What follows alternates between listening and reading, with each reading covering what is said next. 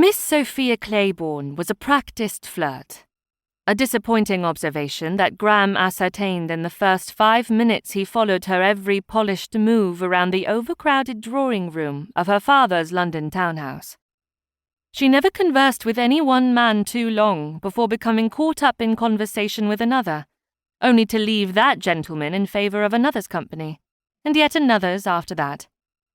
An age-old ploy to encourage jealousy. Graham had seen it previously, and he'd seen enough tonight to know that he disliked what he saw. His position behind 3 potted palms, trees Lord Claiborne had imported from St. Kitts, no doubt, afforded him an excellent viewpoint while keeping him out of sight.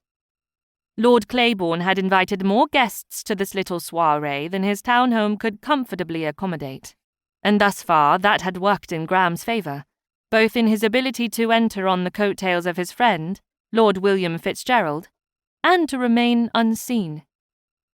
Dinner would likely prove more challenging, but Lady Claiborne had arranged for him to be seated at the far end of the long table, among the lowest of the 50 or so guests and hopefully out of sight of her husband, who would no doubt be preoccupied impressing those guests of greater importance seated near him.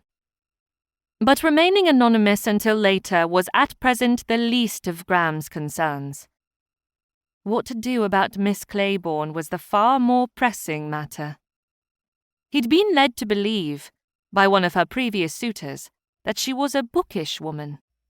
Graham saw no signs of that now, but instead only saw the insipid demeanour so prevalent in females of the ton, whose only thoughts most often involved which titled and wealthy men they might ensnare to elevate their own statuses and fulfil their every desire for jewels and gowns and the like. If that was the case with Miss Claiborne, Newsom can have her. They deserved each other. But the men and women of St. Kitts who would suffer because of such a union did not deserve that. Graham's jaw clenched. No matter what he saw in Miss Claiborne, he had to steady the course. In addition to fulfilling his own purposes, he'd given his word to her mother as well. Her mother. Graham's eyes strayed from Miss Claiborne to Lady Claiborne, busy in her own gossip circles. She appeared about as intelligent as her daughter, yet the letter she'd written to him had definitely sounded otherwise. Could it have been a ploy? Was a viscount perhaps not good enough for her daughter, and Lady Claiborne had hatched a plot to snare a duke instead, even one with as dark a reputation as his? Graham mulled this over as he searched the room for Miss Claiborne once more and could not find her. "Ill-mannered, loathsome toad," a female voice muttered behind him. "Beg pardon?"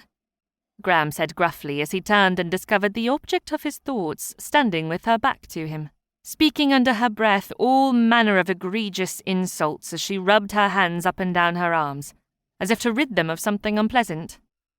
He was used to being called names, several of them, but not usually so early in the evening and not before he had made someone's acquaintance. It seemed his reputation preceded him more and more. Had the chit's mother alerted her to their plans? He reached a hand between the palms and snagged 2 flutes of champagne from the tray of a passing footman. It would not do to start out poorly with Miss Claiborne, no matter how much he already disliked her. Guessing that she had not heard him before, he cleared his throat. "I understand congratulations are in order, Miss Claiborne." He held one of the glasses out to her as she turned to face him. Suspicion flashed in her eyes, and she frowned, making no move to accept his offering. "I do not believe we have met." She tilted her head slightly, looking up at him, and he noted the magnificent blue of her eyes and a hint of intelligence behind them. To keep listening to this audiobook, I've left you a link in the description so you can do it, at no cost thanks to Audible's 30-day free trial.